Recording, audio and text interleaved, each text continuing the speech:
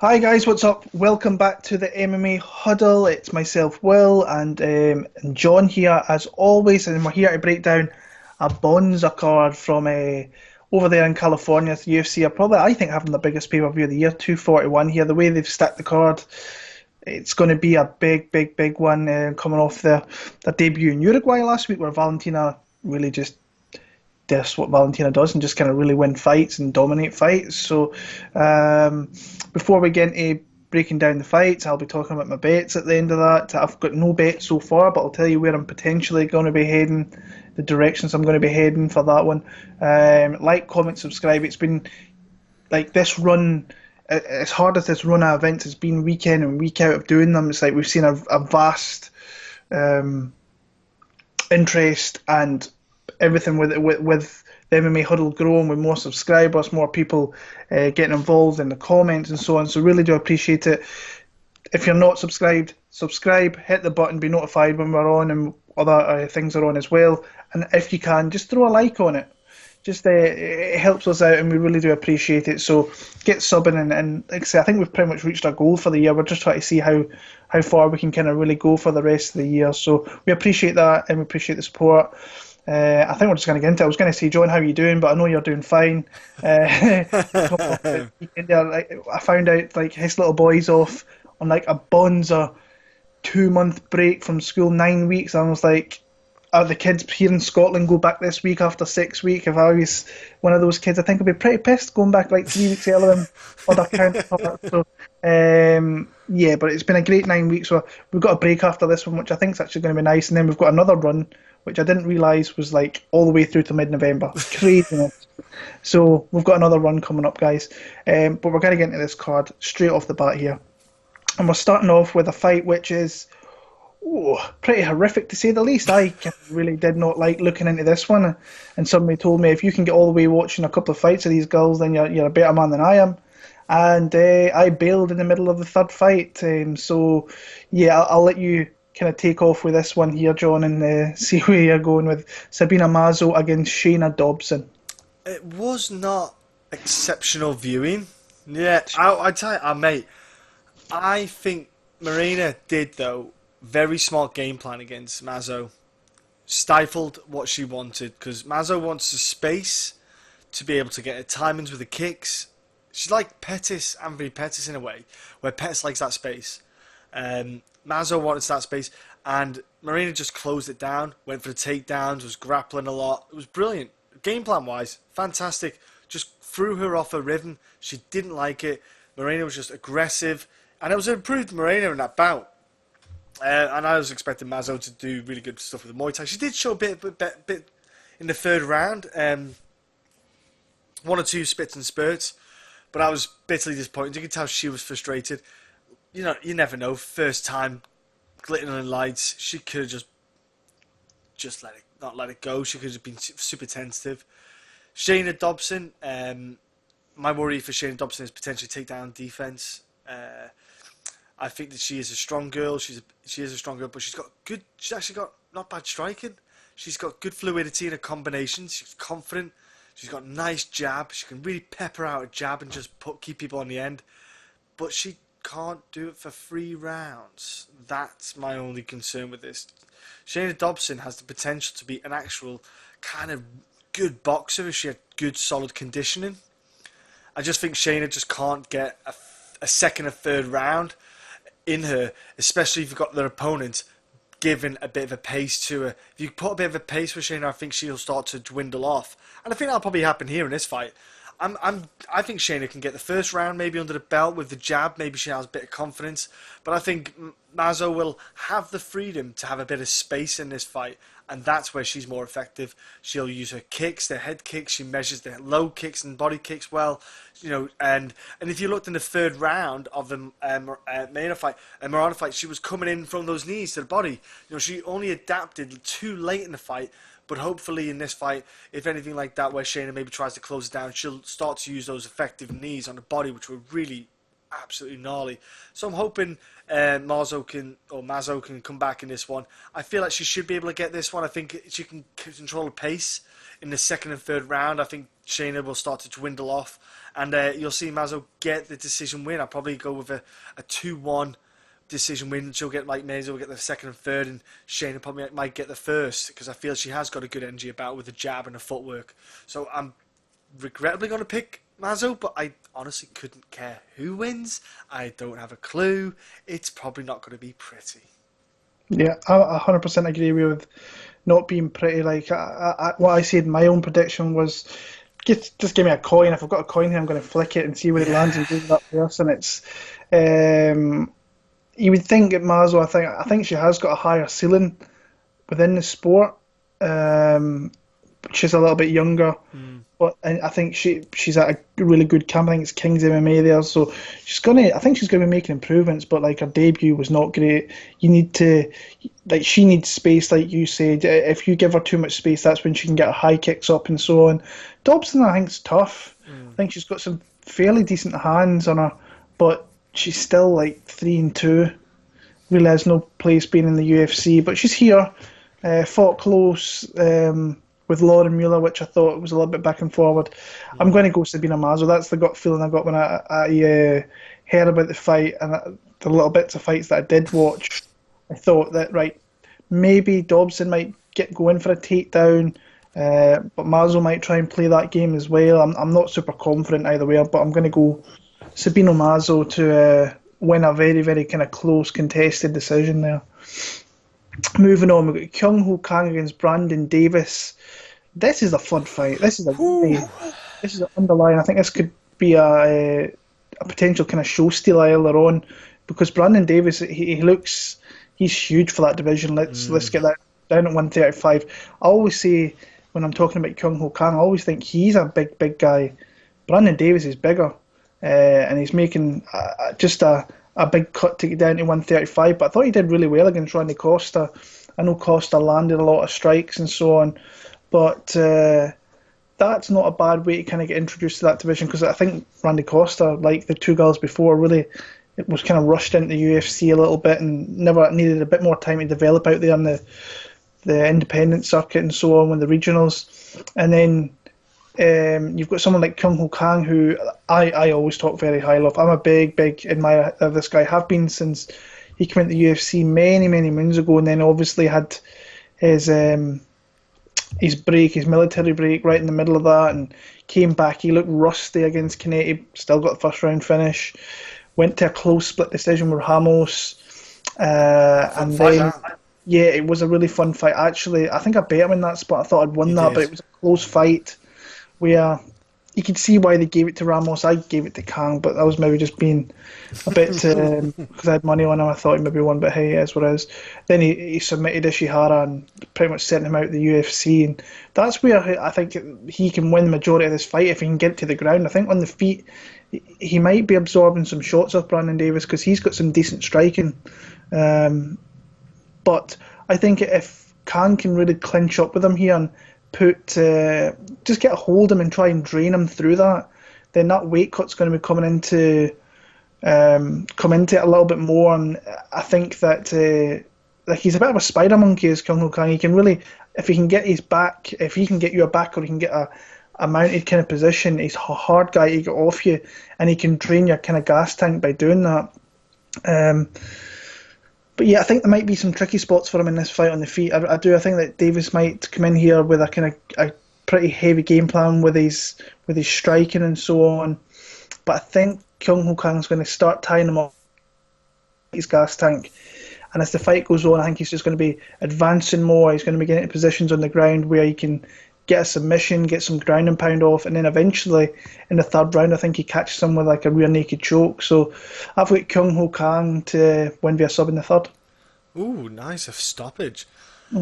Yeah, Davis, big boy, cutting down that weight class. And that is my question. I thought the Randy Costa fight, he got put under a bit of pressure, but I think Kang can put more on him. And that's what I want to see as well. I'm with you. I'm curious about what Davis' gas tank's like at this division, see how he handles it.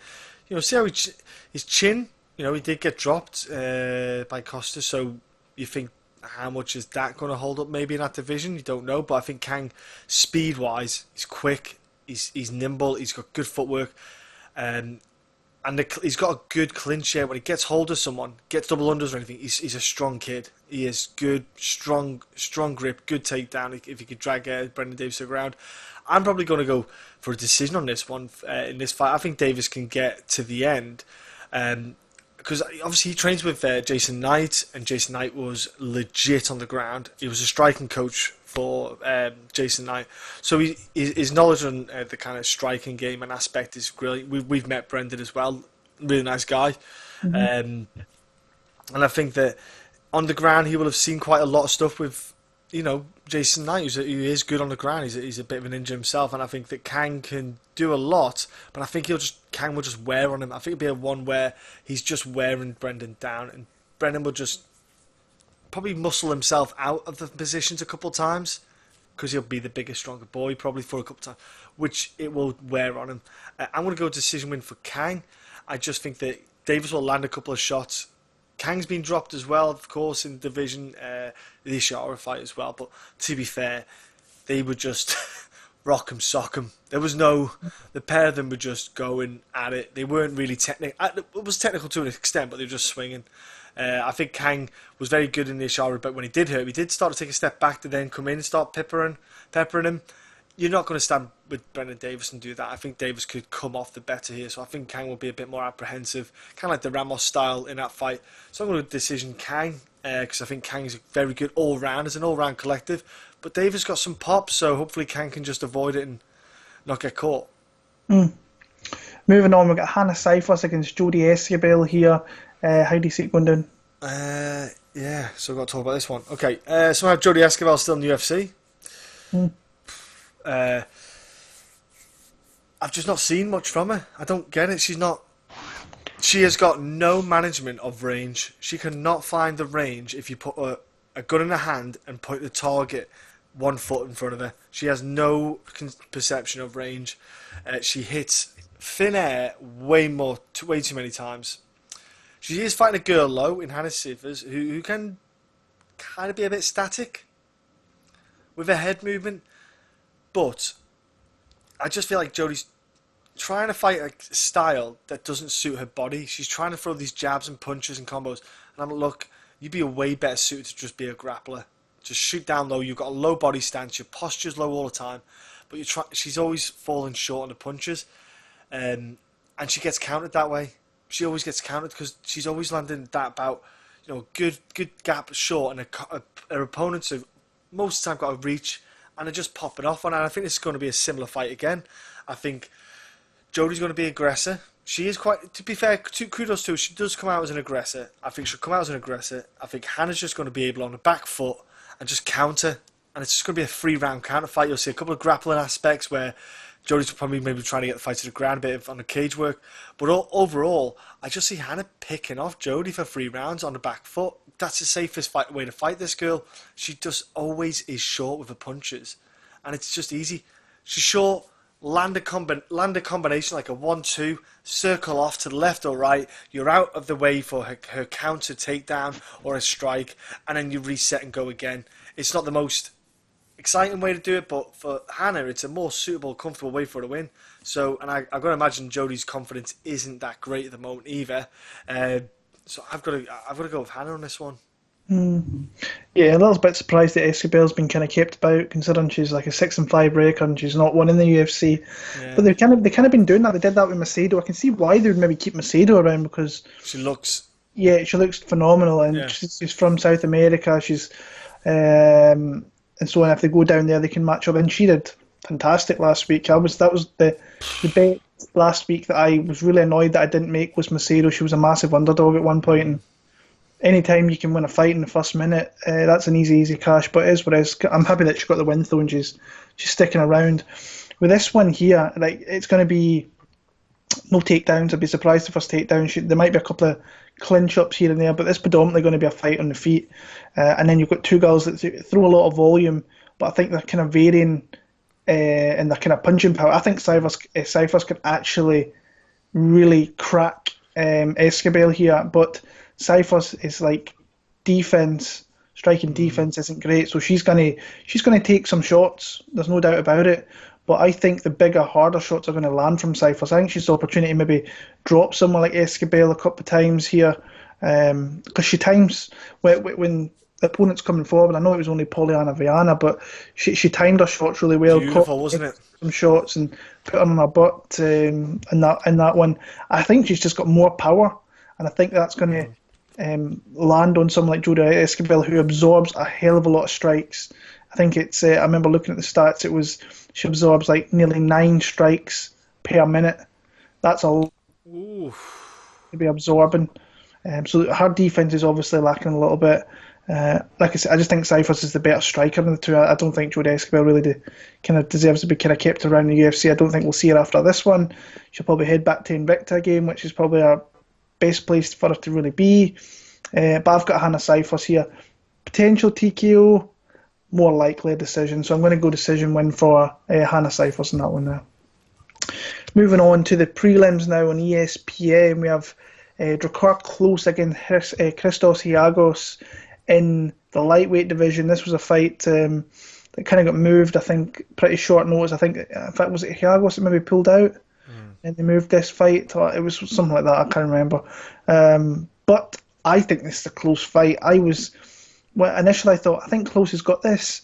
I'm not too sure about it. I think Giagos has got an opportunity in here to maybe cause an upset, but my initial gut feeling was Drakkar Klose. He's a guy he will tie you up.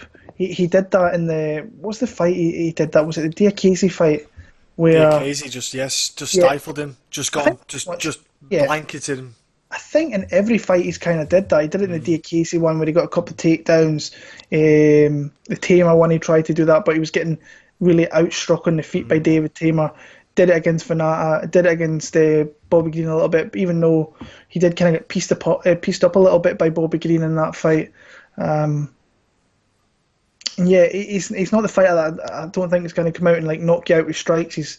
He wants to wrestle, he wants to grapple, he wants to clinch up, he wants to make it a little bit dirty, and he's good at doing that. He's good at putting you against the fence and keeping you there and initiating kind of his game plan and making some of the fights kind of closer really than they need to be. And then you look at Giagos. I was really, really impressed with his performance against Demir Hadzovic. You're never too certain in betting fights. I thought I had a high chance that Demir Hadzovic was going to win that fight, and he outstruck, took him down, he tied him up, he passed into new positions very, very easily, and had a great, great performance in that one. Props to that guy. And he's on a 2-fight win streak in the UFC, and I think he has the kind of game here that could give Drakkar Klose problems, because I think he's also a very physical guy. I do worry a little bit about his gas tank. I think Klose has maybe got an advantage there, but he's moved to a new team. That's never easy, especially for the amount of time he spent at the MMA lab, and he's moved to Fight Ready. We've seen that last week with Bobby Moffett, who I think was a little bit unlucky to maybe come out the other end of that and take a loss there. But Barzola fights close, and yeah, it was a good fight. I enjoyed that one. I think it got fight of the night actually, which was decent for those guys. But no, it wasn't. It was Mike Perry. I don't know how I managed to forget about Mike Perry and Vicente Luque. My bad. But yeah, I think Giagos has all the opportunity here to make this fight very, very close. But my gut feeling when I heard the fight, very close split decision. So that's kind of where I'm sticking. I don't think I've got a great read in that fight, but close was my gut pick in that one. I'm going to stick with it. Yeah, I was surprised as well, bro, with the performance against Demir. What I liked about the performance was he started with the striking, baited Demir in, then Demir went for the takedown, I think, and maybe failed first, and then he got his takedown in us. And it was just good because as soon as he got the takedown on Demir and got on top of him for a bit and they stood up again, that was Demir shut down then. Demir just switched off. He went, I can't throw punches because I'm going to get taken down. You could just see it. Demir just was stopped. I don't think Drakkar would be that kind of way inclined because he would try to initiate, like say, the grappling aspect. I would give gas tank to Klose. I think he can definitely have a bit more of a gas tank. In the third round, he's shown that he can still grapple, grab you down, and get control of you. Christos is evolving. He surprised me. He did well in that fight. And like you say, I think the striker, I think in this fight he's going to have to do the same again. I think he's going to have to. I think he might try to initiate the takedown straight away, just to try and keep Klose on his toes. Try to just break the rhythm of Klose. But like I say, Klose is happy to do that. He's happy to initiate straight into grappling and just do that. His striking is coming on. It's not what you would like it to be in the lightweight division. I think in the lightweight division, for you to be the upper echelon, you definitely need to have a more well-rounded striking game. And I think Klose he's a bit away off there. But I think that he can win the grappling aspect. I think the first round going to be super tight, both fresh, both ready. But then you might start to see Klose in the second and third start to pull away a bit with the grappling aspect. The gas tank might start to affect Christos. Because I think we're going to see a crazy first round between the two of these, where you might even see not just takedowns on each other, but sweeps and all sorts in reversals on the ground. So I'm looking forward to that. But I'm going to go decision as well, mate. I think Klose can get the decision win. It'd be tight, but I think it's going to be a fun fight for the grappling aspect. It's going to be a battle of nutrition, as they say. Next up, friend of the podcast. I think we can call him that. I think we can call him a big friend of the podcast. He was fantastic with us in Liverpool last year. Manny Bermudez faces off against Kenney. This is a good fight as well. This is well matched up. I'm looking forward to this one here. Who have you got? It is a good matchup. I feel a bit bad for Manny because I think he should have someone a little bit higher ranked, if I'm honest with you. As in, he's done the rounds, he's done the wins, he's got all the finishes. He's not doing anything wrong. Obviously, I think maybe it's a slight punishment because he missed weight in his last fight. It could be something. Yeah. It could be a punishment. They could be like, look, we're not going to give you one of the top contenders, or not say top contenders, but one of the guys higher up in the rankings. Make weight, then we'll get. If you win this one, you get someone higher up. It could be something like that. Kenney came in debut against Ray Borg. He looked good in the first round, and then he just has that one fault though, doesn't he? He doesn't stop the takedowns. Like Ray Borg has probably got arms like a T-Rex, but was able to get his arms around Casey and get him down. So he got his hands together, for me, way too many times in that fight. Does it a couple times, that's cool. You get to your corner, you learn. You listen to your corner should have spotted it, they should have corrected what was going on, and then the next time you go out there, you fight for that underhook battle, and you just don't let those hands get together. I'm sure he's cleaned it up in the meantime, or tidied it up a bit to an extent. He's obviously not going to have it clear as day. But he's fighting a guy who just wants to get you to the ground. And when he gets you to the ground, you're in for a nightmare. Because he is like tar. Just sticks on you and just weighs you down. And you don't get off. And he doesn't get off. Manny Bermudez, big dude for the weight class. Strong as an ox. Manny's obviously doing his striking, but he doesn't use any of it because he doesn't have any means to. If he can do what Damian Maia does, walk up to you, throw some strikes, grab you and get you to the ground, that's all he's going to do, and that's what he'll do here. If I'm honest with you, I think Casey's going to do okay for the first minute or two maybe. I just see Manny getting a sub again. I think he's going to be strong. I think he's going to get takedowns. I think Manny will get the single leg takedown on Casey. He'll get up against the cage, grab that single leg, pull him away from the cage, get him down. Casey might be trying to get back up. You'll see Manny jump on the back, and then if he gets you back, Manny is an absolute monster there. I look forward to the match. I think Casey's a good opponent, but man, I'm on the Manny Bermudez train, man. Dude is a bad man, and I'm with. I think Manny gets a submission first, second round. Yeah, I think it's a good matchup for Casey Kenney because he's moving in. He's like, I mean, he came into the UFC against Ray Borg. He's a kind of recognisable name with his run through flyweight and having a championship fighting DJ. And then you've got someone here, Manny, who's really this guy's submission skills and how quick he can move into getting those submissions is crazy. And like I say, I still think we've got to see things with his striking. You're not going to go through that division at 135 without being. You have to be really, really accomplished on your feet, and you have to be super well rounded. And we've seen him. I mean, he dropped Davy Grant with a beautiful kind of lunging in right hand straight down the pipe, and then he tied that guy up. And I mean, what he was doing, like manoeuvring from the armbar to the triangle choke, putting the arm on the leg to try and get more of a position on it and more probably a grip or whatever. It's an angle, you see. Yeah, you grab the leg to create the angle to tighten it up, basically tighten the choke up. Yeah, and he does it like that, very, very quick. He did it against Benito Lopez. Now, I think Benito was always going to give that guy opportunities because he makes too many mistakes. With this guy, because once he gets a hold of you, or once he gets a dominant position, he's going to submit you, he's going to catch you. You look at his record, doesn't matter if he was fighting guys in the local scene in Massachusetts with pretty bad records, whatever it may be. He's did it in the UFC and he's did it 3 times. If you give this guy opportunities, he will grab something and he will get you out of there. It'd be interesting to see if this fight goes into the second round and into the third, where his gas tank is with stuff like that, because he is a kind of grapple heavy kind of guy, and that will take you out. But maybe that's his bread and butter and he knows what to do and he can do that. Casey Kenney, we've seen Reborg was taking him down. Now if Bermudez gets him down there, I think he finds a way to submit him. I think he's more physically imposing than what Reborg is. I think he'd probably be stronger than what Reborg is. But not even that, even against the cage, he worries guys by putting them in guillotines and he like makes them make mistakes and so on.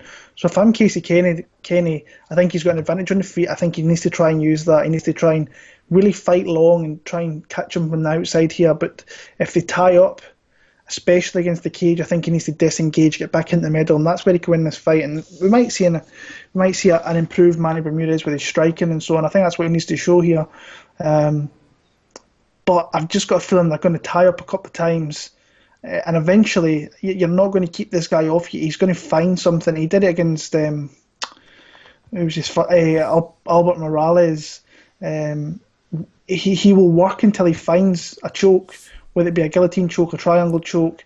We've seen that he will move to angles, like you were saying, and positions to try and get that, and he'll move through different submissions. He's non-stop on the ground if he gets a hold of a body part. I just think he's going to catch a body part at some part of this fight. And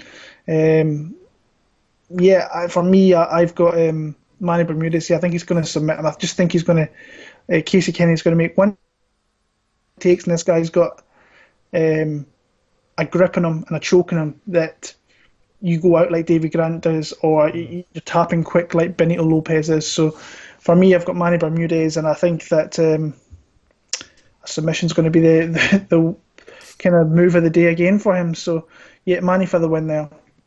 Sticking in the bantamweight division, Raphael Assuncao against Cory Sandhagen's up. Really good fight. I think it's the next kind of logical step for someone like Cory Sandhagen. I think this really puts Raphael Assuncao as being, he is going to be like a gatekeeper for that division now. I think his time to maybe go fight for that belt is kind of passed after that quick loss to Marlon Moraes. So they're feeding him these young guys who are coming through. And Cory Sandhagen looks a really good fighter. His output is incredible. Like, he's got a serious output. And that's where I think Raphael could really struggle here. I just don't think he can keep up with the output of someone like Cory Sandhagen. What he did against John Lineker, I mean, he absorbed a lot of shots from John Lineker. And if you can absorb a lot of those shots in a 15-minute fight, that tells me a lot about your durability, taking shots and so on. Raphael's not going to hit nowhere near as hard as what John Lineker is, but he is a lot more savvier than what John Lineker is. He will, if he can make the rounds really close, he could take a decision here very, very easily if he could tie someone like Sandhagen up. But I think he's too explosive and too athletic and too diverse with his kind of game that Assuncao's really going to kind of struggle in this one. I really do. I think that it's tough for me to say that because I am an Assuncao fan. I have been for a long time. Admire his skill set. Just a tough all-around pro. But he's not getting any younger, and it's a young man's division at 135. It definitely is with the people that's coming through there. Your Sandhagen's, Nathaniel Woods coming through, Peter. There's like, you have to be under kind of 30 years old to really be sticking around in that division. The old guys are coming out. He's 37 years old. Taking that away from him, anything away from him, because he's a consummate pro, and he's still going to win fights in the UFC. They're going to match him up with these young guys coming through, and he is going to beat a few of them, I reckon. And his striking has got better over the last couple of years since 2017. I've seen that in the Stalin fight, actually. I just don't think he's got enough weapons here to hurt someone like Cory Sandhagen, who he's not going to push back and he's not going to go blow for blow with him. So for me, I've got Cory Sandhagen winning very, very convincingly in this one here. It could be a 30-27 across the board, actually, or Sandhagen maybe actually catches him in something, or catches him with something. But I've got Cory Sandhagen pretty convincingly in this fight here. Yeah, Cory just has to be careful that, because Assuncao is very clever at getting your timings and getting your movement down, and he doesn't have an high output. He just measures you. He'll measure you, he'll watch you, and then he explodes with like a jab right straight and just hits you on the way into your entry. He'll time it and get in. So Cory's just got to be careful that way. He does make sure that he mixes it up to keep basically Raphael and Assuncao guessing. You do think about, Raphael's been around a lot of wars. He's been around a while. Age is a factor. How much durability has he got left in him is a big, huge one. Moraes was obviously, just caught him off guard and just starched him. But obviously they went the distance like before that. But it was one thing that Raphael Assuncao good though at. He's usually the shorter dudes in fights, and you do see him use the leg kicks as a jab, so to speak. He has got a good calf and thigh and inside leg kick. He's good at chopping down that tree. So Cory wants to be careful. Switch stances. Keep moving that leg, on the outside step, just to kind of keep away from Raphael, just chopping at that leg. Because last thing what Cory needs is to slow down in the fight. Cory does not want to be slow, because that will open up Raphael to maybe go for takedowns as well. Because Raphael is a beast on the ground, and Cory, we've seen him in danger on the ground. He can get caught in submissions. Even though he's got the weirdest, most flexible elbows in the world, triple jointed or whatever they are, but he is someone you've got to be careful with. Cory does, yeah. Cory's just like that next wave, isn't he? He's an absolute gangly giant for the weight class. Throws obscure punches. Nice. He's got a lovely body shot. Cracking little liver shot he has. Beautiful, that is. Supple. Right in there. And he's just, I think, like you say, Will, he's going to be, he's similar, I don't say similar, gosh, he's kind of like the TJ Dillashaw with the footwork, the kind of combination strikes, and Raphael just isn't comfortable in that. And even Moraes offers that as well, with the switching the stance, mixing up the combinations, high, low kicks. And maybe Raphael Assuncao, you've got to admit, maybe he's not evolved to that asset, to that way, but I'd probably go Cory as well. Even though Raphael is a staple in that division, some styles don't suit certain fighters, and you kind of see that the TJ Dillashaw style doesn't really suit Raphael, and that's kind of what Cory is. I don't want to say he is TJ Dillashaw, but he's an evolved striker, and like a Dominic Cruz, TJ Dillashaw, Moraes, Cory's that kind of way, and I don't think Raphael is comfortable with those kind of guys. So I would probably say, yeah, Cory decision. You never know. Manny then might face Raphael in the future. You never know. Like you say, the kind of gatekeeper thing could be a matchup in the future if Manny wins and Raphael loses. Yeah. Like I say, it's just one of the elite divisions in the UFC. Great matchup. There's so many good fighters, not even in the rankings in that division. So yeah, just actually seen there as a matchup for UFC 230, 245 in December. Go on. Jessica Ai against Viviane Araújo. So that's interesting. Just one that I saw there on Twitter while I was having a little peek while you were talking. So so because Viviane has got a hell of an output. Yeah, it's going to be a good fight. That. So we're moving on to the main fight of the prelims here. We've got Clay Collard against Devonte Smith. How do you see this one going? Clay getting a stab back in the UFC. Yeah. Kudos to him though. Do you know what? He wasn't that bad when he was in. He was just too young, I think, too green. He was 22 at the time or something like that. Yeah. To be fair, his last fight outside the UFC, he looked not bad. He didn't look bad at all. But the guy he was fighting wasn't great. The guy that he fought was someone that's always lost to guys that have got in the UFC. Weirdly enough, so he's obviously a guy that's never going to get in the UFC. He's never at that level. And Clay got the win, decision. But he's fighting Devonte Smith, and I got to be honest with you, I feel rough for Clay. Like he has got good boxing, lovely jab, good footwork, uber confident, little bit too cocky sometimes. Your only kind of worry is his takedown defense, the grappling aspect of it, that side of things. I'm kind of a big fan of Devonte Smith. The dude cracks hard. He's got powerful kicks. The fight against Shaman was a great example of that. He kept throwing those leg kicks. They was getting checked, but he just kept on it. Made Shaman Rice change stance. So Clay, perfect. If you're Devonte Smith, what's he got? Good leg kick. Clay's going to be heavy on that front leg because of his boxing. He's going to want to use the boxing and the jab. That leg kick, you've got to chop that leg kick up straight away. As soon as he chops the leg kick up, that straight away opens up that combination that Devonte Smith can throw, which is the 1-2, which is powerful and quick because Clay can't move. So you've got a static there's a split second delay for Clay to get out of the way. Devonte doesn't need that. And as soon as he starts hitting you, he's got great killer instinct as well, Devonte Smith. When he sees you hurt, he's got a really smart way of making the kill. He doesn't just throw wild shots. He will pick that shot and make sure and you end it. And you can see he's got kind of like a really heavy, hard hit. It just hits a guy, and you see the opponents just go, "Oh fuck, that sucked." You can just see their face change, mate. I think Clay's going to be okay for the first couple of minutes, and then after the leg kicks are going to land, he's going to start to slow down, maybe switch stance, and that's when Devonte Smith will start to strike. And mate, I'm going for a finish with Devonte Smith here. I think Clay could have had a different opponent for a return to the UFC, man. I'm kind of high on Devonte, man. I think he's got a good output. He can keep that power in his hands even into the next rounds, and so he's not just got a one-round pop. I think he could stop Clay. I think he can beat him with leg kicks and just start to pick him apart upstairs. Yeah, Clay Collard's not the guy that's going to beat Devonte Smith.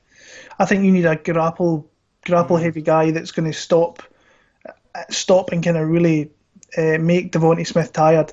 If they're in striking exchanges here, which they're going to be because Clay Collard doesn't really shoot for takedowns or. No. Well, saying that, he's been away from the UFC for 4 years. And he did one in his last match, but he did a shocking takedown. The guy was knackered as well. Yeah, it was the... what fight was it? It was the Benitez fight. He actually got a load of takedowns in that one there, so he could... But in fact, in saying that, I think I remember actually from a few of his fights that he got takedowns. So the Holloway fight? No, he didn't. Yeah, I think he actually got one in that Holloway fight. I watched that last week. I've kind of forgot the fight a little bit, but... I think that most of his fights in the UFC got takedowns, so that's kind of interesting. Just kind of came to my head there thinking about some of the fights, but it's a new breed of kind of.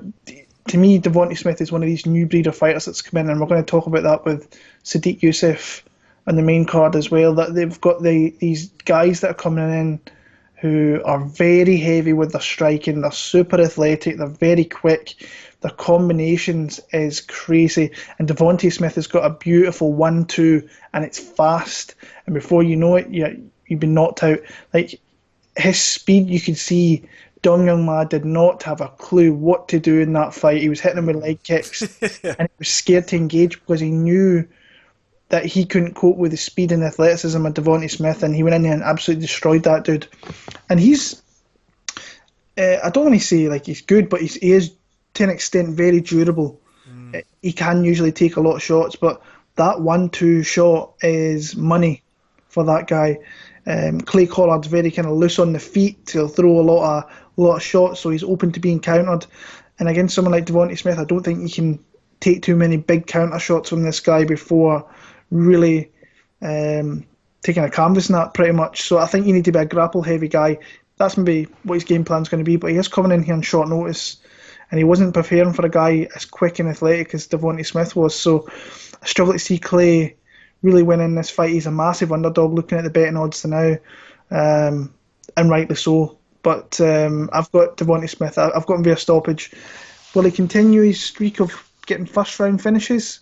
I think he's got a chance to maybe towards the end there, but like he's the only guy out of his 4 fights to stop him was Max Holloway. I know this was 2014, like 5 years ago, but it is what it is. Yeah, to be fair, I think that Devonte Smith's just probably in the middle part of this fight, so I've got Devonte to win that one there via TKO in the second.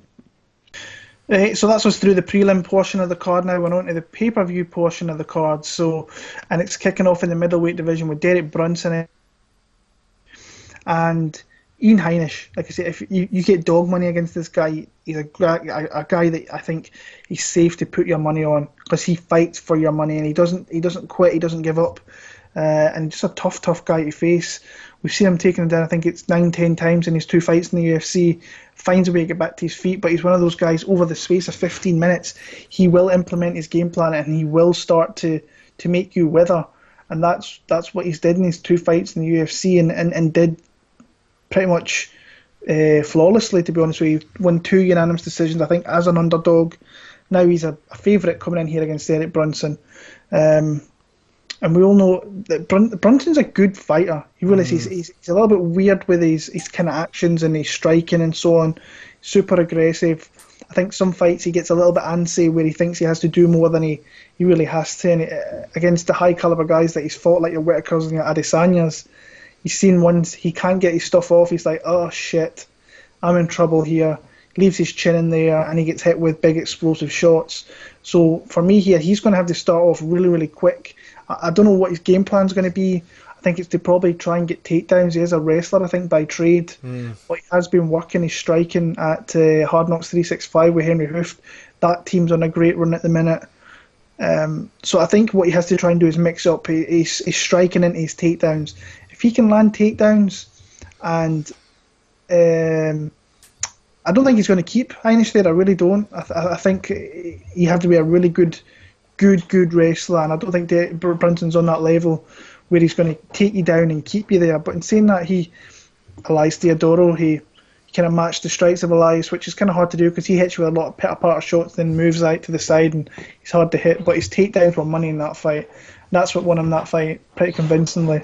So I think that's what he has to do there. He has to throw enough strikes to where he gets the respect of Heinisch, but then try and camouflage his shots and get him down to the ground, and don't come in like this like he usually does and start throwing strikes. But Heinisch is not on the level of your Adesanyas and Whitaker, obviously. So, but in saying that, Derek Brunson's got massive power. He can knock you out as well. So, but I think Heinisch can take a really good shot as well. So, like I say, not. This was the fight I initially thought. I quite like Ian Heinisch in this, and a lot of people like Ian Heinisch in this one. But I think this is going to be one of these fights as the week goes on. I think it's going to be very close fight come fight night. And I don't rule Derek Brunson out of the fight. I think he has to fight smart to get the win. But my gut feeling was Heinisch. I think he's going to win a very close split decision. So Ian Heinisch for the win there. But I think it's going to be one of these ones through the week where I change my mind a little bit, and it's going to be a pick'em for me by fight time. So yeah. It is a pick'em because you don't know Derek Brunson you're going to get. And when you don't know which Derek Brunson you're going to get, it's horrible to pick him. I hate how certain fighters in the UFC that you know when they're on point, they're deadly, and when they're not, they're just dog shit. They don't have a middle. They're just either they're out or they're in. And if Derek Brunson is that, and it's the worst thing because when you get to a pick'em, you're like, we can sit there and go, yeah, Heinisch get a split, and Derek can go in there and absolutely starch him in the first. Just everything worked for him. And you're like, that's a Derek Brunson, you know, but you can't guarantee it, and I hate it. It drives me upset. It drives me up the wall, Derek Brunson, because he was a bad motherfucker. He was wrecking people, wrecking them. Lost a couple, and then he just that Robert Whittaker fight. Oh my word. You know, it just shows. It just makes me realise his fight IQ isn't that great. The Israel Adesanya fight, just charging in for the takedowns. Yeah. Like, dude, if you want to charge in, he's going to see it coming a mile away. So he knows you want to go for the takedown anyway. So try to do something. Maybe wait for him to throw something to then initiate. Don't be silly. Just get your hands up. Wait for him to do something, then go for it. Grapple, underhook, but he doesn't. He obviously, Israel did really well, though. To be fair, that really opened my eyes to how his defense was. He was good at circling off the cage, getting his defense, resetting, and just getting Derek off him. Even though Derek was trying to pull his pants down. But Heinrich, like I say, he doesn't get taken. He does get taken down. He does. He's a strong guy. He's a good, powerful dude. And I'd just like to see Ian just maybe learn to get a bit out of the way or learn to do a thing called sprawling. And it would be great for him to do it. But Ian's got a good gas tank. Even though he was on his back against Carlos Jr., who is a gorilla, massive dude, he got up and he was going. He was on his toes, throwing. I was like, that's insane. Like, your lactic acid's built up, your gas. Ian's got a really good weight class for that. Gas tank for that weight class. And that's huge because Derek Brunson, you see, in fights, he does slow down. He does start to get a bit lethargic. And I think Heinisch can get shots in here. I think he can land a couple of good shots. And I think you might even see Derek Brunson trying to do his whole 20-foot away double leg takedown attempt. And Ian can reverse it, you know, because you saw him do it against Carlos, where he started to get a bit tired, and he ended up on top. And Ian's got some nasty ground and pound when he's on top. That dude is not shy on letting go, and he just goes blitz for you. He's not caring about position, doesn't care about submission. He just let goes and just pummels you to the ground. So I'm going to go with Ian because I think he can, especially in the second and third, he could probably get reversals, get on top of a couple of strikes, and especially on the stand on the feet. I think you see Derek slow down a bit. His takedowns will get a bit sloppy, and I think you see Ian start to just really kind of put the pace on, keep it on Derek Brunson, and get that win there. So I'm going decision for Ian as well. But if Derek turns up on a day, he can be a nightmare and just smother the fight. So Derek's a dog. If Derek Brunson's an underdog right now, I think that's not a bad one. He is. He's underdog right now. So let me quickly check his odds while I'm just on this page. Derek Brunson, plus 135. So he's a plus 135 dog. And that was higher. The money's come in. A lot of money seems to be on Heinisch, but more of the money now is kind of coming in on Brunson, and that line Heinisch is coming down. So, yeah. Moving on.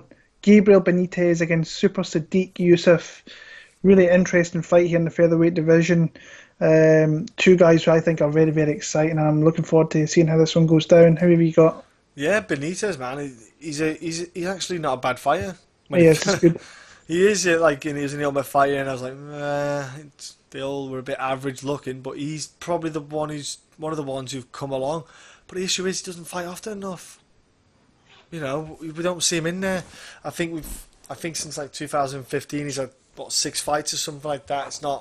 He's not fighting frequently, which I find very frustrating because I think you're not getting momentum in division, you're not getting momentum in yourself, and it's just a waste of your talent for that extended period of time because you don't get any younger. Obviously, you know, doing that many fights. Obviously, he's only I think it's like early 30s, 30, 31 or something like that. But that infuriates me. But he is good. He's got good striking. He can hit. He can crack hard. He's strong. When people try to grapple with him, he's got good defense. But Yusuff is, like you said, well, he's one of the new breeds. He's got that good speed, which is a factor. Speed kills. One of the Nigerian nightmares, as they say, with the Usman and everyone else. You know. Oh gosh! So we thought, yeah, Mokhtarian. Yeah. Well, look, Mokhtarian. He's not going to be the best. Yeah, he was just cattle fodder. Is that the best way to put it? He's the highlight reel for Yusuff. But Yusuff fought Shane Moraes. My mistake. Got the fighters mixed up before. And he looked great in that fight. But to be fair, Sodiq, man, is powerful. He is quick. Man, I've got Sodiq Yusuff in this one because Benitez got good kicks. He's tough. He can grit it out. He's not got a bad chin on him. But I'm kind of high on a handful of guys on this card. Talent-wise, I think they can be stars in the future. Because if you look about it, Benitez the people he's beat. I feel are the guys you should beat to stay in the UFC. Like he beat Jason Knight. Humberto, meh. Big whoop, not a big win. Sam Cecilia, at the time, wasn't a bad win. Who else did he beat? Oh, he beat Clay Collard, who's on the card as well. I'm going to say Humberto Brown. Who? Do you know, he beat a bunch of guys that you would expect, but then he loses to like an Andre Philly and Enrique Barzola, who are a little bit on a level up.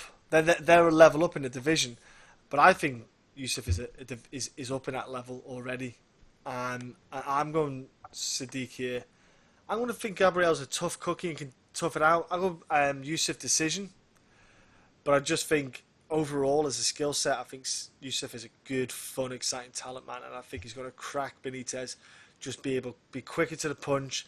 I think he'll land better shots.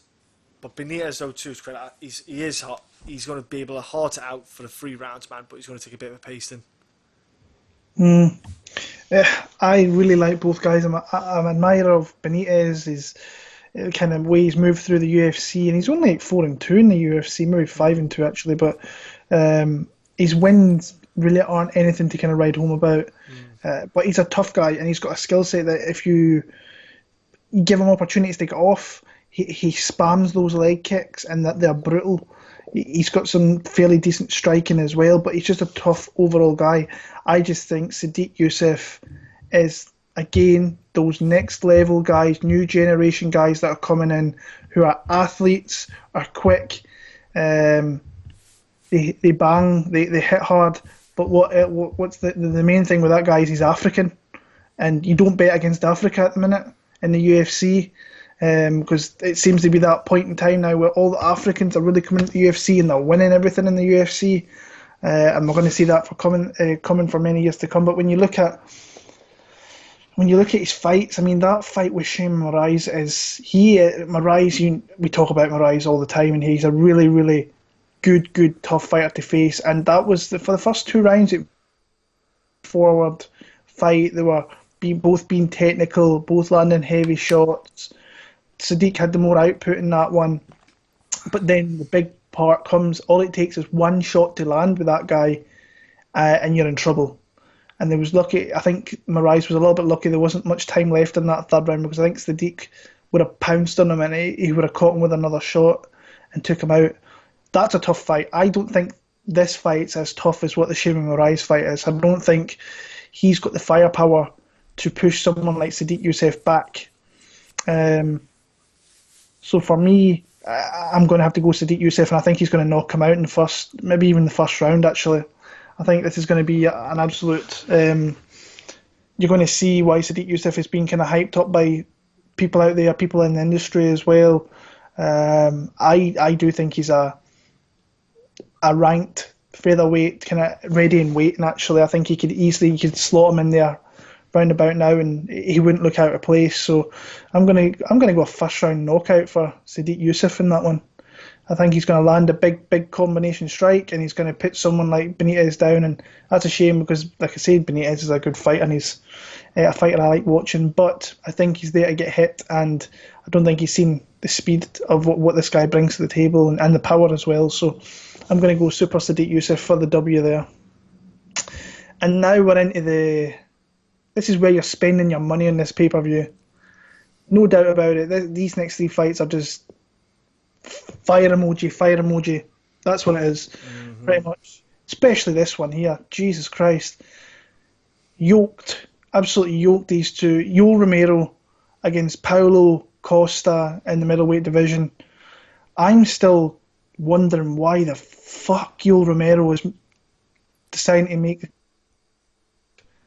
I don't understand it, especially after these two losses to the champion. 27 million in his account. Yeah, exactly, that as well. But that's what I'm saying. I don't understand why he's still hurting his body, making this cut down to 185. I don't understand it. No. Because there's fights for him at 205 that he could easily... He could be fighting John Jones within inside the next 8 months if he was to fight twice in that span. Absolutely. You give him a fight in there with a ranked guy, you give him a top guy next. I think he beats the majority of guys at 205, and then you match him up with John Jones. That's a super fight, in my opinion. That's a great fight. But when you look at Yoel Romero, like I say, I don't understand why he's making that cut to 185.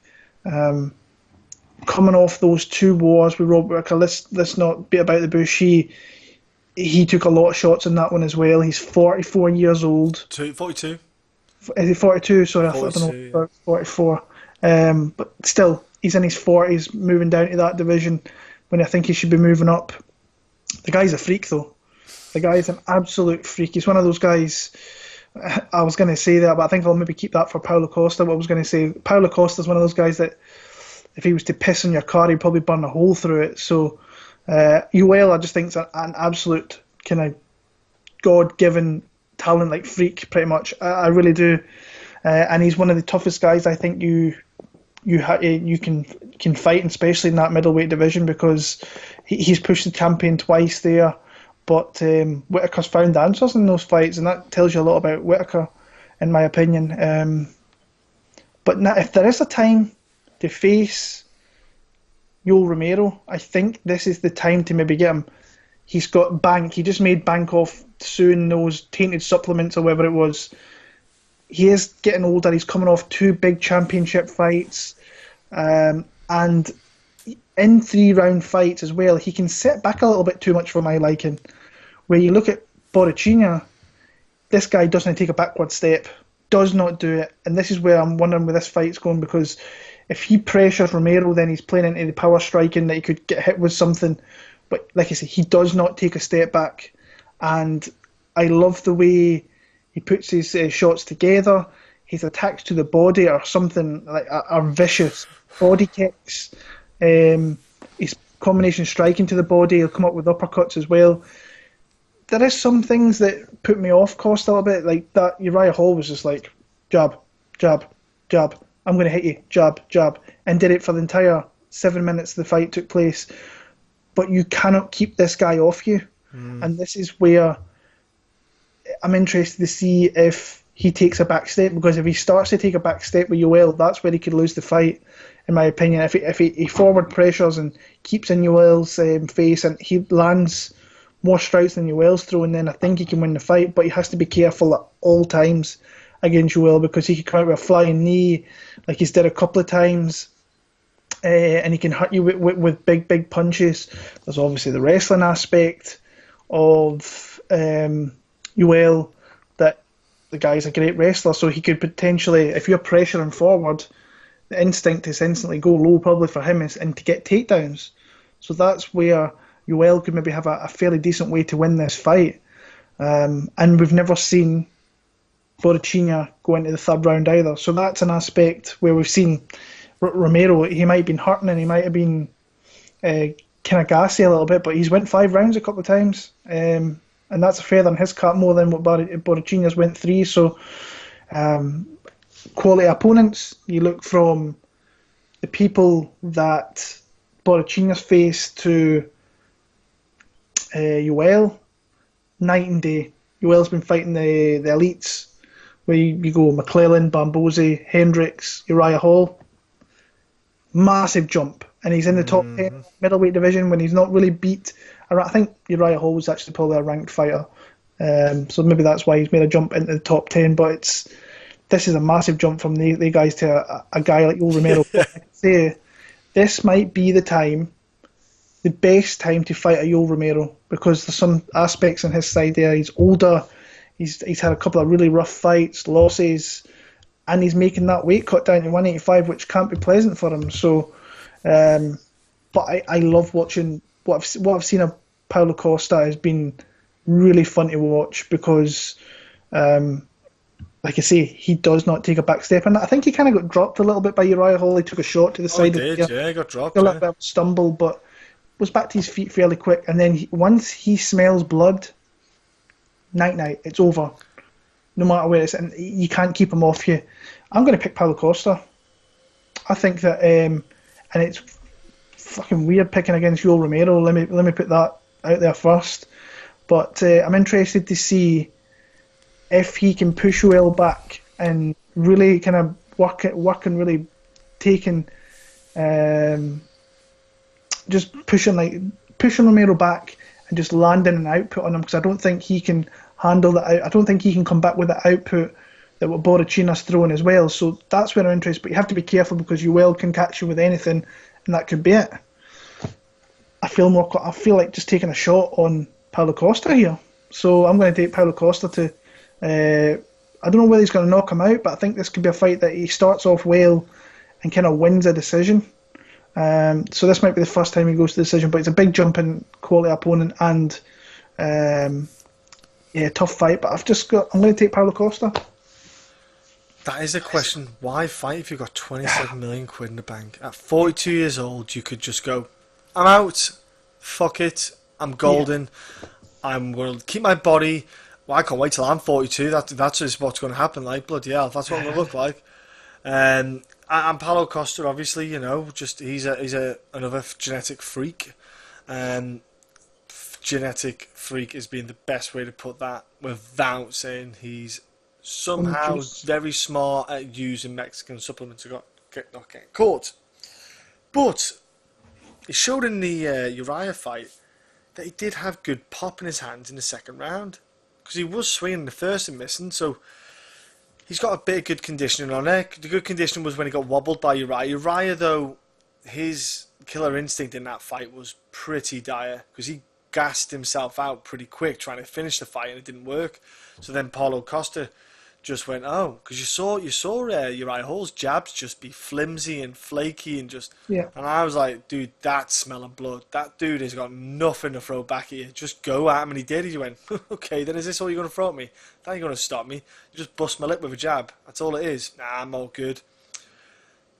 Yoel Romero's a bit different than Uriah Hall. Let's all be fair, folks. Let's not beat around the bush. Olympic freak, wrestling gorilla, like you say, flying knees. But Yoel's good at reading fighters. He has got a good fight IQ. Those flying knees are not just because he does it for the hell of it. He does it because he sees it. He sees stuff in fights. He's got good counter striking. He's very quick and explosive. And that's what puts his power in his punches. Paulo Costa, just walk him down. He'll try to swing at him. All Paulo Costa needs to do is really get Romero against the cage. Because if you keep Romero in a bit of space, Romero could then just go crazy and shoot him for a double leg or shoot for a flying knee. And that's, if you're Costa, you want to get him against the cage, don't you? That's where that's your home. It's the 3-round fight that's getting me, because I'm thinking, Costa can just go for it. 3-round fight, just go for it. He had enough for 1.5 round, was it about ish, the Uriah Hall fight ish? Yeah.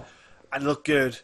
I don't think he looked I don't think he looked too gassed in my opinion. I was like, I think he's got a good gas tank for at least 2 solid rounds.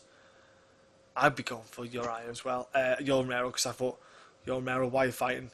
Why are you going to 185? Question. Too many question marks, and like you will. I'm too many question marks in Yoel. I'm like, where's your mind in this division? Where's your mind in fighting?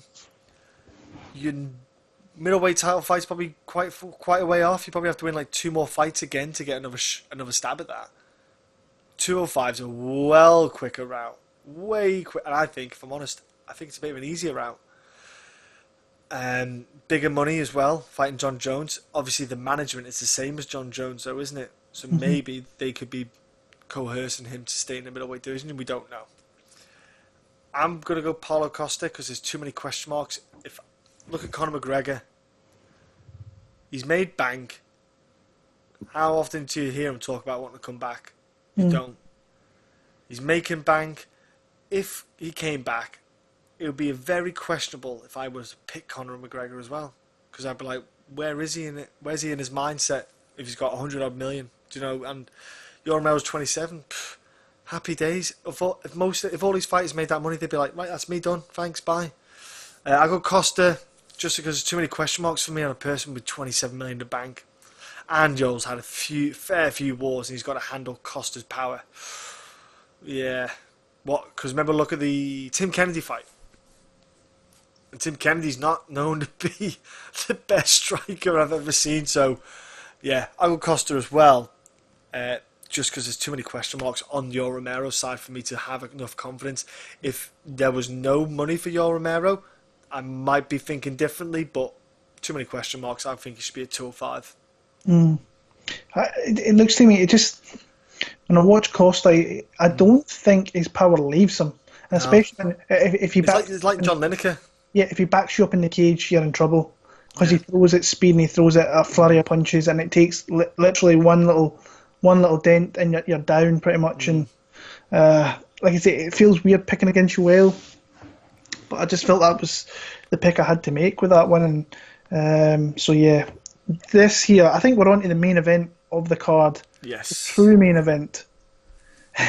If you go on YouTube and look, countdown to UFC 241, look at the actual main event in DC against Stipe, the amount of views, and then go to the co-main event, there's a bit of a difference. Like 700,000 views of a difference, which is crazy. That says everything. And pretty much it says that about the matchup, but it says it probably about... Yeah, actually, that's a lie. I shouldn't really say that about Pettis, but like Nate Diaz coming back is obviously a big thing. And people have been looking forward to it. We've got Nate Diaz against Showtime Anthony Pettis in the welterweight division. Great fight. I cannot wait for this one. Who you got? Mate, I'm going to go off the cuff straight away. Pettis, baby. Showtime. It's obviously just 155 is fine at 170, kind of like the Conor thing again. My only worry is Pettis will get the space against the Diaz because he'll have the move, he'll have the space to move, throw the kicks. Diaz doesn't check kicks. Diaz has been only stopped once with a kick. The only time he got stopped was that kick Josh Thompson, wasn't it, off the top of my head? Pettis throws good kicks. The boxing obviously will always go to Nate Diaz. He'll always have the better boxing. It's a 3-round fight as well. So the gas tank factor doesn't have to play a part. Nate Diaz always have a good gas tank. But for Anthony Pettis, though, he can afford and accommodate himself to be able to throw those spinny, flashy kind of moves because it's only 3 rounds. Over a 5-round fight, that explosive movement can have an effect maybe later on in the fight. Pettis looks alright at 170 as well, doesn't he? Doesn't look too bad. Shocked the world, let's say. Maybe Pettis just realises now it's better for him being that weight class. I think Diaz is way better at 155. Diaz doesn't have a good record at 170. I think Pettis looks good at 170. I think he'll have a higher output, better chin. The fight will not go to the ground. You won't see Diaz take the fight to the ground. Even if he tries to, Pettis can probably keep it standing, to be fair, if he wanted to. Wouldn't even get it down. Except Diaz hasn't really got a good takedown.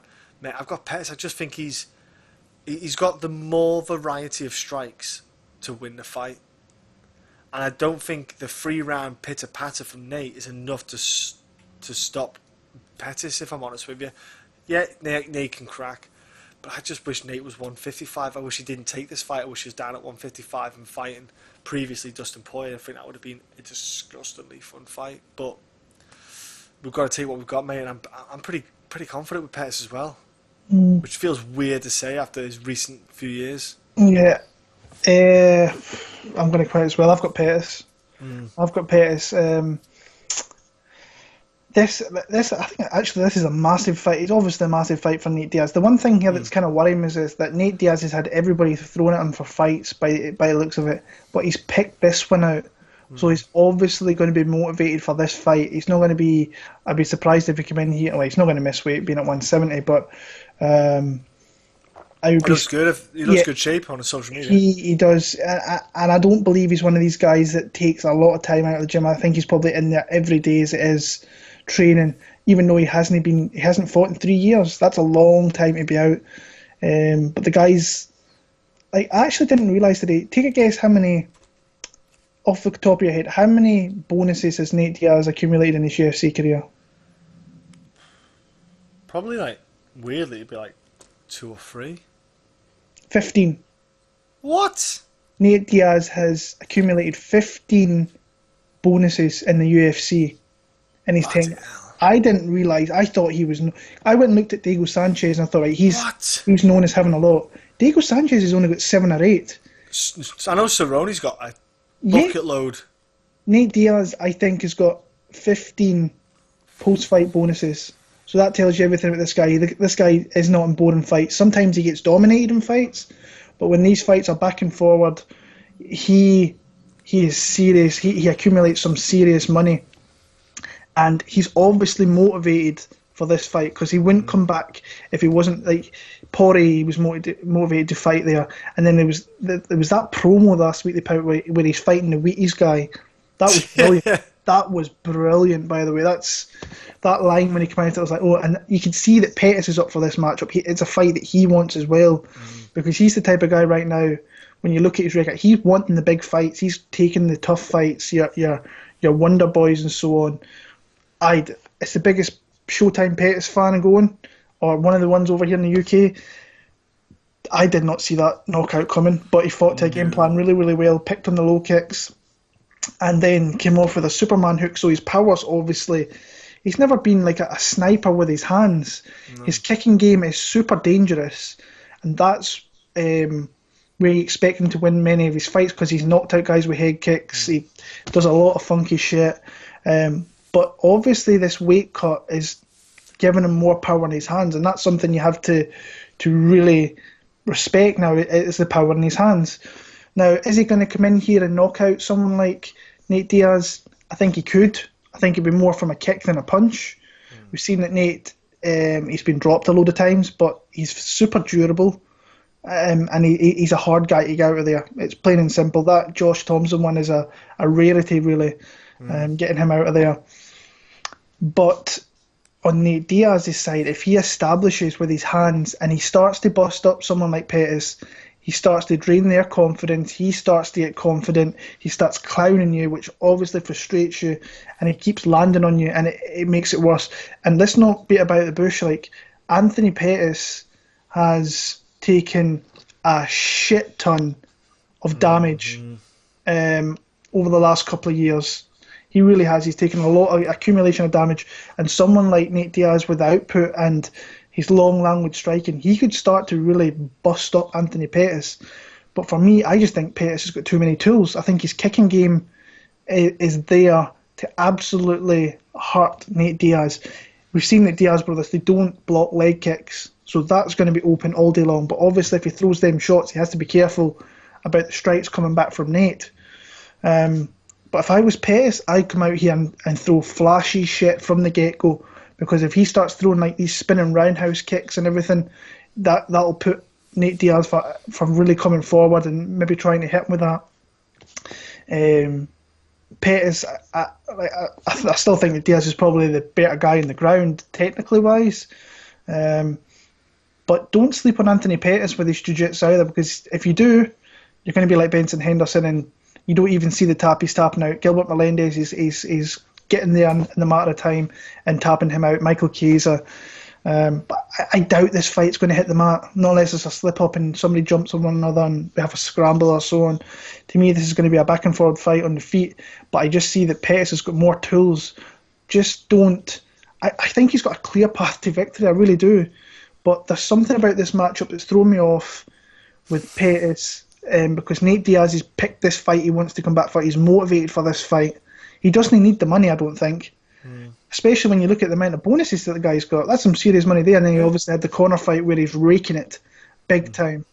And talking about Conor McGregor, this is a massive fight for Pettis. You think that Conor McGregor's not going to be sitting at home in Dublin and watching this fight? If Pettis wins this fight, he is in that... he's got the ticket to fight probably Conor McGregor, because that's a great fight. If you put them two guys together, McGregor... Stylistically, yeah. Fuck me, what a fight that would be. Stylistically, it'd be an awesome fight. Unbelievable. Off the top of my head, though, Conor stops him. I don't know. I don't know. Possibly, but like I say, it's something I need to look into. But it's serious, like a serious big fight here for Anthony Pettis. Like, I think he's right in the sweepstakes if he beats Nate Diaz here. Diaz against McGregor, it's going to happen again. The trilogy's going to happen. I don't think there's a doubt. If they don't fight, I'd be very, very surprised. But just looking at this matchup, I just favour Pettis. I think he's got more weapons. And, but I could see Nate Diaz obviously winning as well. My pick was Pettis from the get-go, and I'm going to stick with that. So, yeah.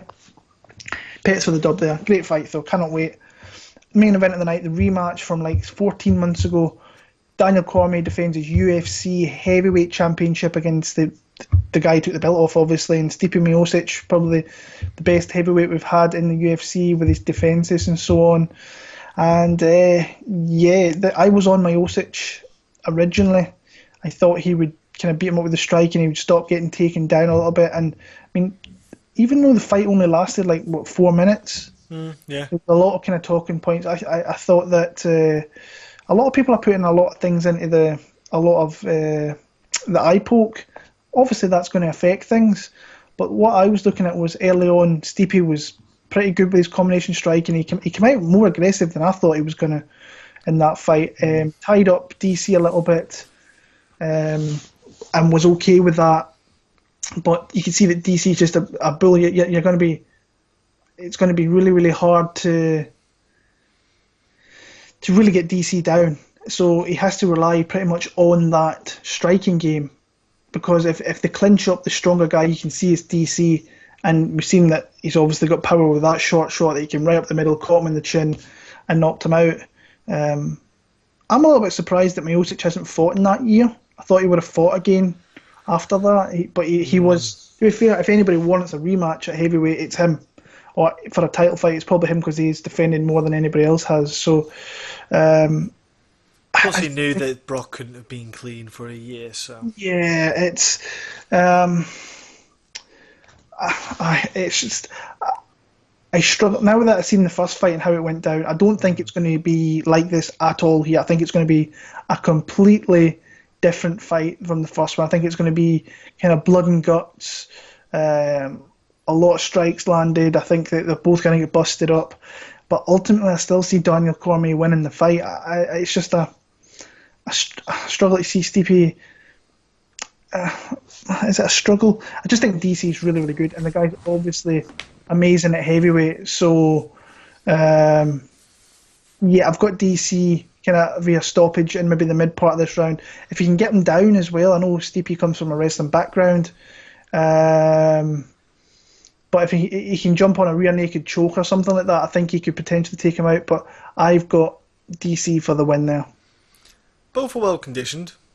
That's a good thing about it. That's what I like about this heavyweight fight. They're both well conditioned, so they can go 5 rounds and go good 5 rounds. But you said Stipe did come. He had wrestling background, but it's kind of like jiu-jitsu. There's black belts and there's black belts.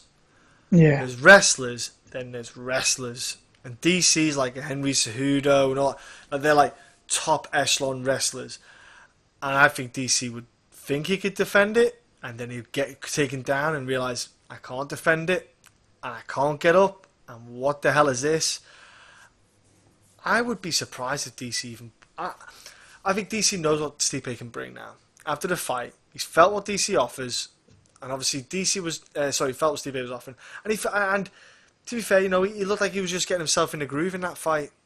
He was just, like, Stipe was a bit aggressive. I think Stipe was just trying to fluster him, trying to catch him out, get on him quick.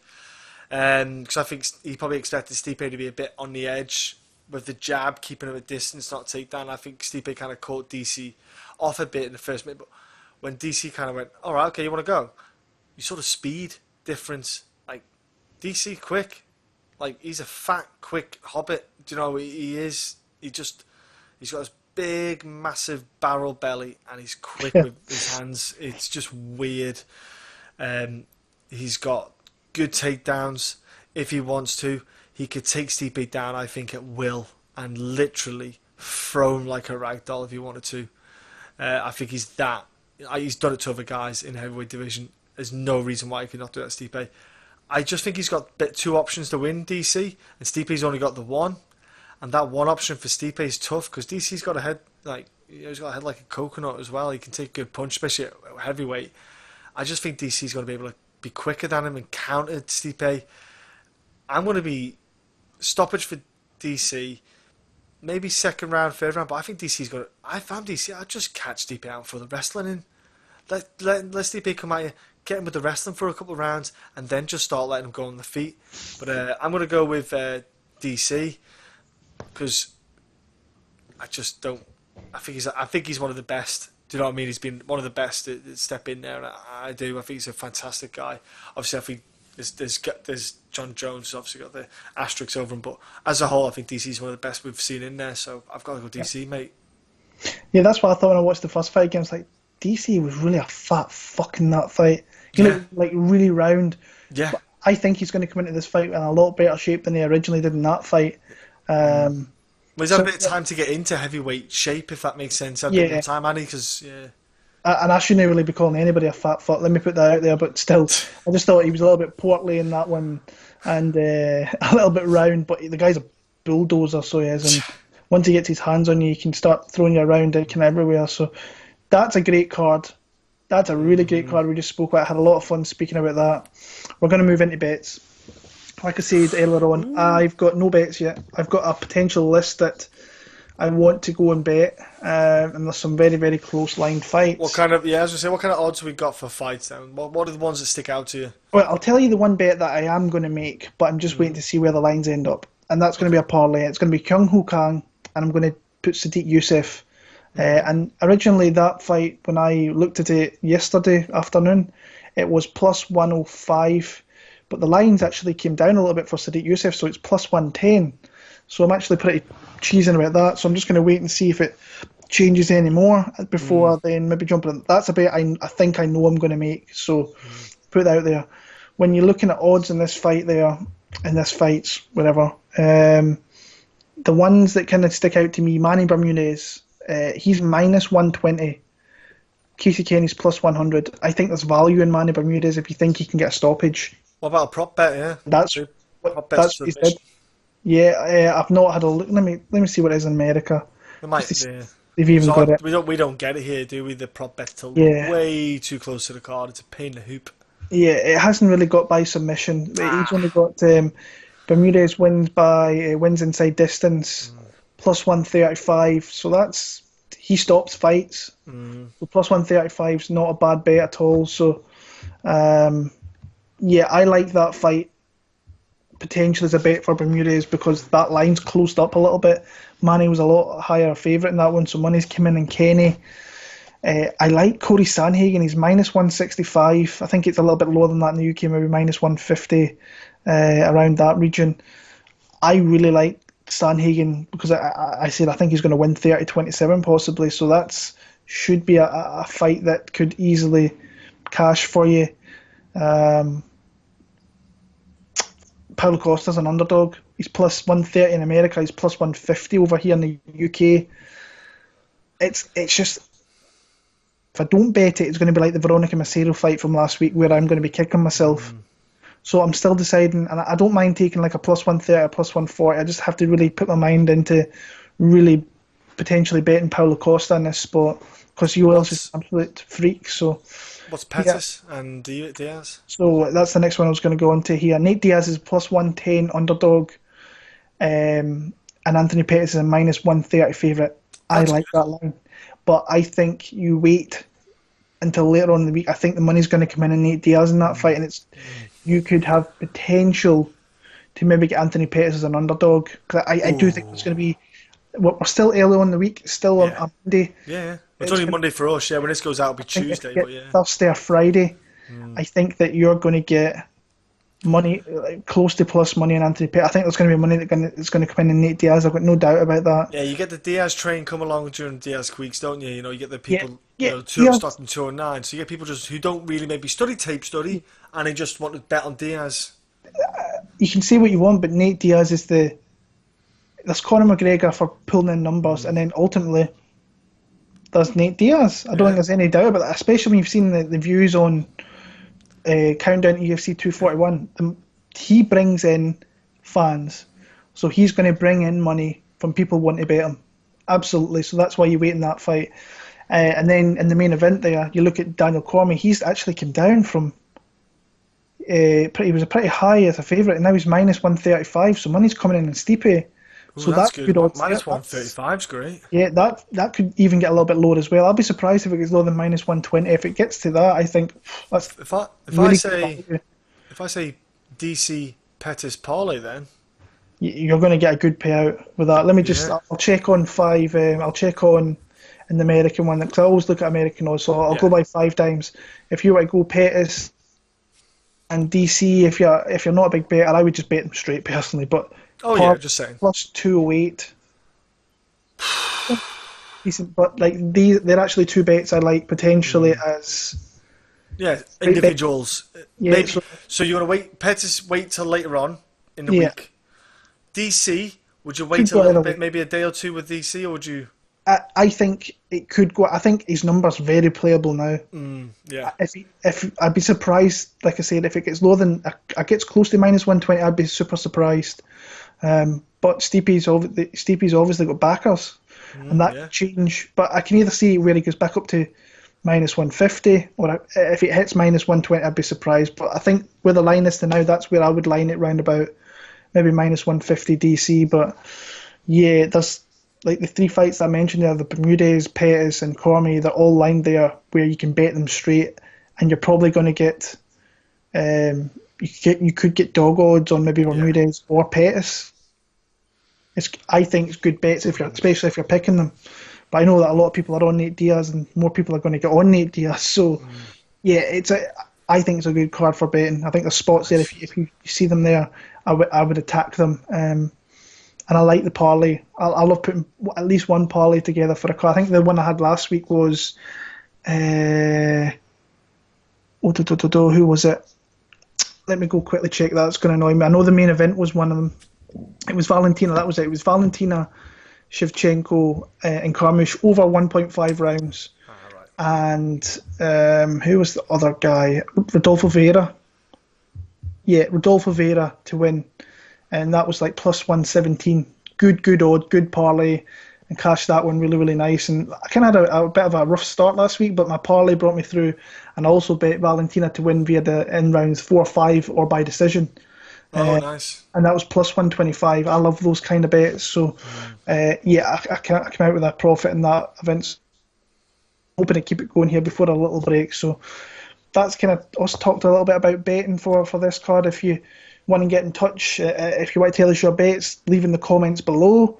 Like I said at the start, hit that subscribe button, hit the bell there, you'll be notified when our stuff comes on. And if you can, give us a like. It helps us. So we really do appreciate all the support there from myself, from John. I think we're looking forward to this little mini break that we've got before we've got an absolutely 3-month run again when we're going for it big time. But it is what it is, and we've knocked this one out of the park with the run here. We're going to look forward to that next wee mini run that we've coming up there. But from myself, from John, we thank you for the support, and we'll catch up with you for UFC China, I believe, in 2 weeks. So all the best, enjoy UFC 241, and take care.